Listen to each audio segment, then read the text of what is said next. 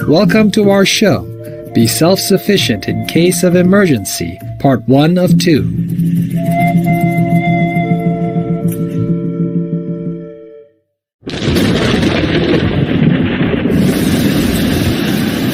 With disasters occurring more frequently due to climate change and increasing instability around the world, it's critical to be prepared, self-sufficient, and independent in case of an emergency situation.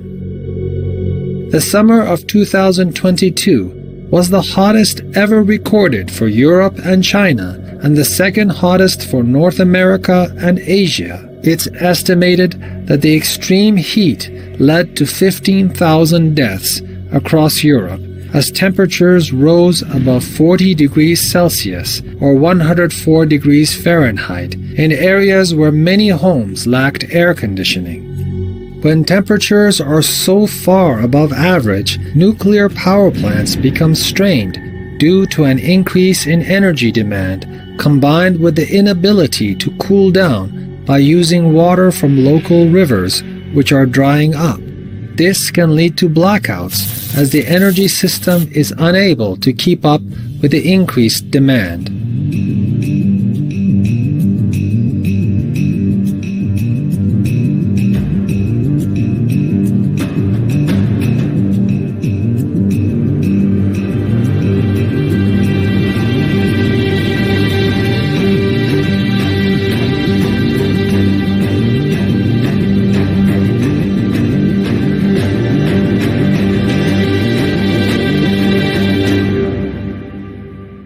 Today, we'll share some tips on how to be prepared in these uncertain times. It's critical to have certain essential items such as food, water, light, power, fuel, solar and/or hand crank radio for news, etc. on hand in an emergency, and it costs relatively little to have an adequate supply. In part 1 of this series, we'll focus on water and food. The most crucial resource for humans is clean drinking water. The human body is made up of approximately 60% water, and some of our vital organs, such as the heart and brain, are 73% water. Humans can last from 3 to 7 days without drinking water, which is a very short amount of time. It's easy to store fresh water in case of an emergency. Women need about 0.7 gallons or 2.7 liters, and men about 1 gallon or 3.8 liters per day for optimal functioning. But the human body can survive on about 0.3 gallons or 1 liter per day. Most survival guidelines suggest storing 1 gallon or 3.8 liters of water per person per day in case extra is needed for washing, cleaning, wound care, etc. Water does not expire, but over time the plastic bottles containing it leach plastic into the water. The shelf life for a 5-gallon or 18.9-liter water jug is about 2 years. If you notice the water becoming discolored, it could signify the growth of algae or bacteria, making it unsafe to drink. For a longer-term solution, many water filtering options are available. Check online stores or your local shops to find large water filtration systems. Various types of personal filtration straws allow you to drink clean filtered water directly from a freshwater source, such as a pond or lake. Another low-cost option is disinfecting tablets, which use chlorine or iodine to remove chemicals, bacteria, viruses, and parasites from unfiltered fresh water. These tablets typically sanitize water within 30 minutes. If none of these options are readily available, you can boil water for 1 minute, or if you are at an elevation above 6,500 feet or 1,980 meters, then boil it for 3 minutes. This method will remove most, but not all toxins, such as lead and cadmium. Using a coffee filter to funnel water before boiling can also help to remove some larger contaminants. As a last resort, you can create your own natural spring using 2 buckets, some sand, dirt, rocks, and water. Make a few small drainage holes in one of the buckets, then fill it with a bottom layer of sand, a middle layer of dirt, and a top layer of rocks. Once the bucket is full, hang it on a tree. Place the other bucket on the ground below so the water you pour into the top bucket will be filtered into the lower bucket. This option will not remove all toxins, but it is better than drinking straight from a freshwater source.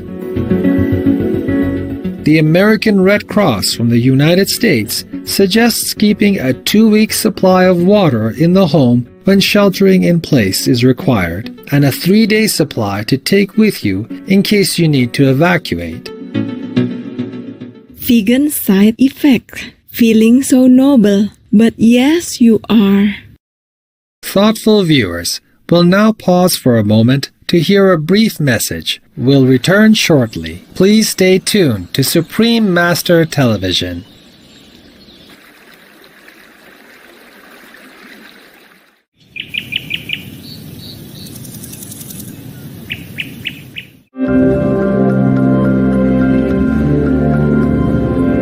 Welcome back to our show. Now that you know how to stay hydrated, let's make sure that your pantry is well stocked with essential, long-lasting, non-perishable foods. Keeping food for an emergency is simple and cost-effective. If stored properly, many foods we eat daily can last for years or even decades on our shelves. Let's start with dry goods. White rice is an inexpensive and calorie-dense food, as 1 cup uncooked contains 716 calories. Uncooked white rice can be kept for 25 to 30 years if stored in an oxygen-free container. While brown rice might be healthier, it has a shelf life of 6 months only. Another staple food is dry beans. Beans are known for being rich in protein and fiber, and for their ability to stay fresh for 10 years or more when properly stored. Other dry goods known for their extremely long shelf life are pasta, oats, and wheat, each lasting at least a decade with proper storage. Canned fruits, vegetables, and beans are shelf-stable foods that can last 5 years or more if the cans are kept in good condition. Never eat canned food if the can has rusted, as iron can leach into the food. Also, harmful bacteria can enter the food if a can is dented, punctured, leaking, or bulging. If you open a can and notice a foul smell, milky liquids around the vegetables, or if liquid spurts from the can, avoid tasting the food and immediately throw it away. Other foods known to last decades include salt, cornstarch, vinegar, baking soda, maple syrup, dried herbs and spices, and coconut oil. Peanut butter is known to last 3 to 5 years, and powdered peanut butter can last up to 15 years. Soy sauce can last 2 to 3 years if open, and virtually forever if sealed. Instant coffee can last 10 years in an unopened container. You can also do research on the internet to find vegan emergency food bars and rations that have an extra long shelf life ranging from 5 to 25 years. Let's now learn how to store these foods to prolong their freshness. The key to making non-perishable foods last, whether they're dry or canned, is to keep them in a cool, dark, and dry environment. Store dry foods by pouring them into Mylar bags. When the bags are full, add oxygen absorbers to the bags. Each type of food needs a different quantity of oxygen absorbers to preserve freshness, so please do research online to discover the proper amount of oxygen absorbers for whichever food you intend to preserve. The best way to seal Mylar bags is with a clothes iron or hair straightener. Finally, place the sealed bags in a bucket or container, closing it with a lid. Place the container in a cool place a few inches above the ground to promote airflow. Make sure to label each bag with the food type and storage date before sealing.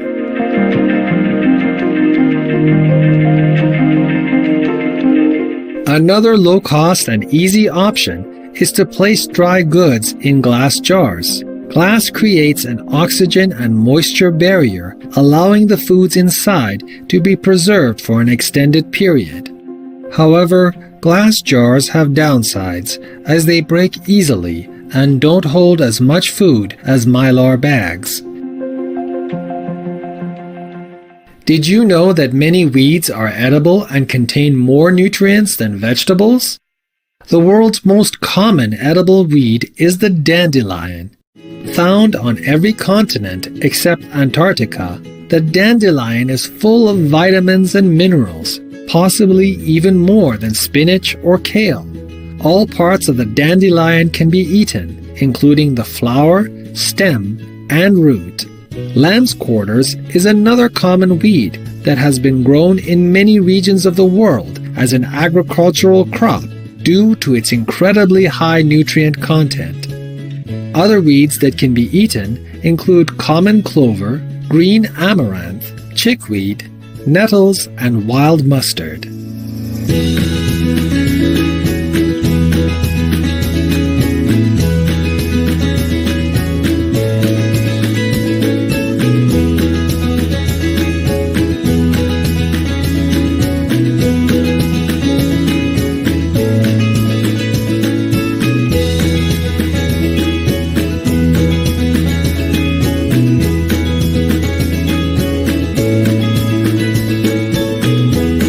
As we prepare for the uncertain times ahead, the best thing we can do is learn to be as independent as possible.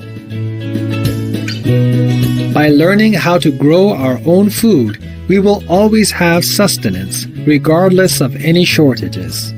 Fruits and vegetables can be grown outdoors or indoors and in accord with any style of living, whether in a house, apartment, or RV.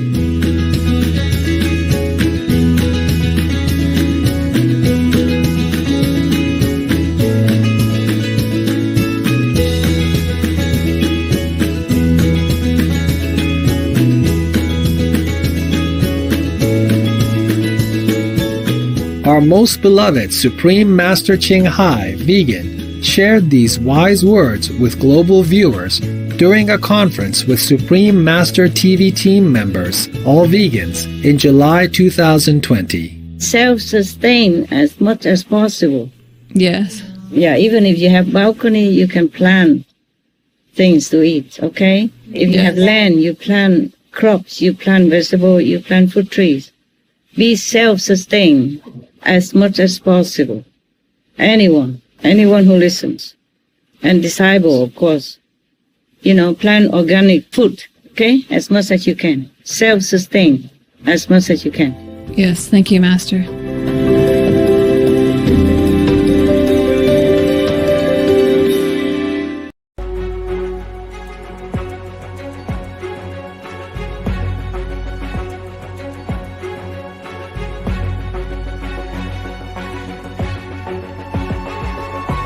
In 2022, along with exceedingly hot temperatures and record low temperatures, severe winter storms are being reported across the globe. In Texas, USA, from February 10th to 20th, 2021, 3 severe winter storms hit parts of the state and left more than 4.5 million homes and businesses without power. Record low temperatures led to many difficulties with the power grid and created food, water, and heat shortages. Some citizens were left without power for 17 days during temperatures that dropped as low as -15 degrees Celsius. This unfortunate circumstance led to the deaths of between 246 and 702 citizens.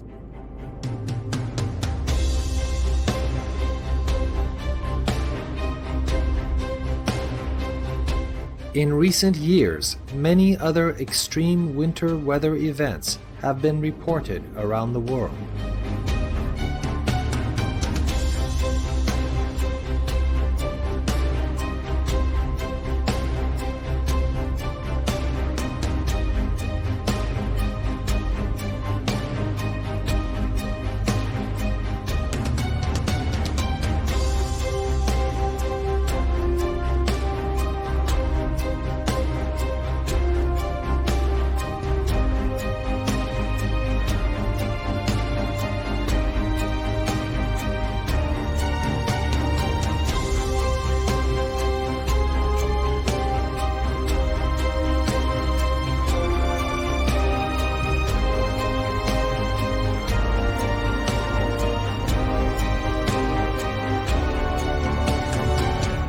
In part 2 of our series, we'll discuss how to keep yourself warm during a winter power outage and different ways to power home essentials without electricity, as well as other helpful tips to use in an emergency.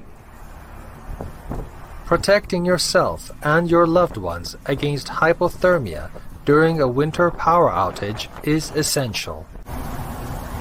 Hypothermia is a medical emergency in which your body loses heat faster than it can produce. Hypothermia begins when your temperature drops from the normal body temperature of 37 degrees to 35 degrees Celsius or lower. As this happens, your heart, brain, internal organs, and nervous system start to lose functioning. Heart rate slows down and confusion can occur. At temperatures of minus 45 degrees Celsius, hypothermia can set in within 5 minutes, and at minus 18 degrees Celsius, about 30 to 60 minutes. This coldness includes wind chill as well. To protect yourself from frigid temperatures, layer your clothing to best retain your internal temperature. Your first layer, such as long underwear or long johns, should fit snugly and stay close to your body. In this way, it will provide warmth and absorb any sweat on your skin. Next, add 1 or 2 pairs of sweatpants and long-sleeve shirts. These should also fit snugly to your base layer to form the insulation you need to retain body heat. For the outer layer, something thick like a fleece jacket or coat will give you the best chance of keeping your body temperature at an optimal level. Cover your feet with warm socks and slippers, your hands with gloves, and your head with a hat and face covering. Additional layers can be worn here as well. Hand warmers are also an excellent addition for both your hands and feet. Remember, if you're too warm, it's always easier to take layers off than to add them once you're cold. To keep your living area as warm as possible, have all family members stay together in a small room and share blankets to use body heat as a warming source. To retain heat in the room, roll up towels, place them under the door, and seal off windows if possible. You can even pitch a tent in the middle of the room to create a cozier space for everyone to bundle together. There are many cost-effective strategies to ensure you have heat and light during a winter power outage. One solution is to place 1 or more candles in vegetable shortening. This technique can light up a room and create a heat source for many days. Our most compassionate Supreme Master Ching Hai, vegan, recently shared this tip in one of her conferences with Supreme Master TV team members. They sell somewhere like vegetable oil, but thickened vegetable oil. They call it all vegetable oil. I forgot the name behind that. It means fat anyway. But there's a name they use. I think they sell it in some supermarket, like a big chunk in a big can, tin can or jar, a big one. You buy that, and then you buy a thin candle, a normal candle, thin and long, and stick that, immerse it in the middle of that can. Or you can make it smaller into smaller jars and then put the small candle in. You put the candle in the middle of this can of thickened vegetable oil, then it will burn just like a candle, but it becomes a big candle. And this one, if you buy a big one like 6 pounds or 3 pounds, then it will burn for 30 days plus or 70 days plus for 8 hours every day. Wow. And in an emergency, it's very good. And you sit together in a small room, very small. The smaller the better, and it will be warm in case of emergency when you don't have any means to warm yourself in winter. Yes, Yes, Master. Master. YouTube is airing good and useful things for people. Yes, true.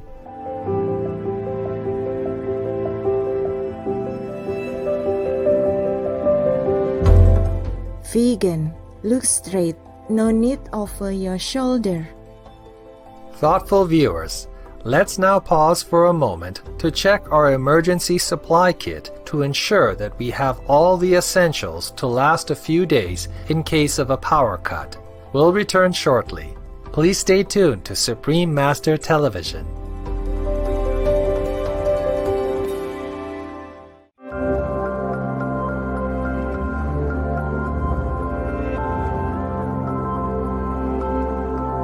Welcome back to our show, Be Self-Sufficient in Case of Emergency, Part 2 of 2.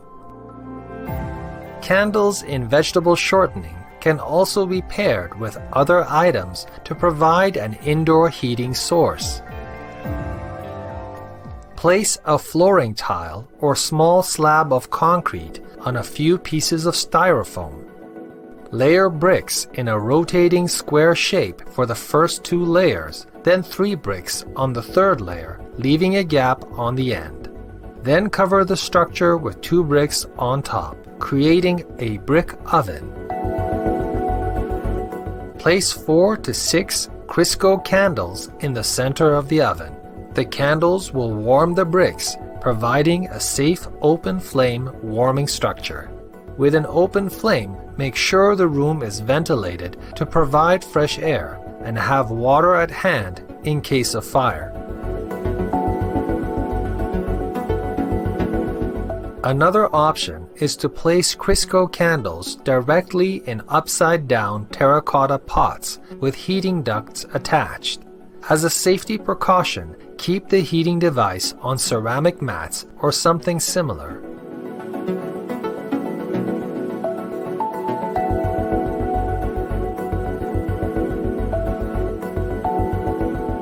We'll now share some methods to cook your food in case of a power outage. One short-term solution is a camping stove.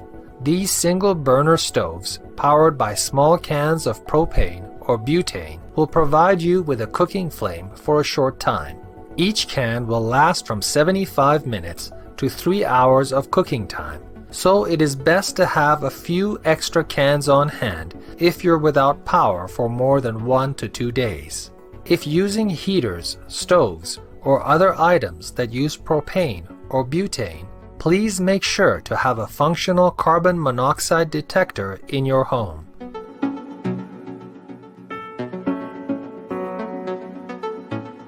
Another option is to create a homemade rocket stove. A rocket stove can be made from a few tin cans and will burn sticks and leaves to heat the food instead of fuel, making it a longer-lasting option if these items are readily available. Many online tutorials are available on creating this type of homemade cooking stove.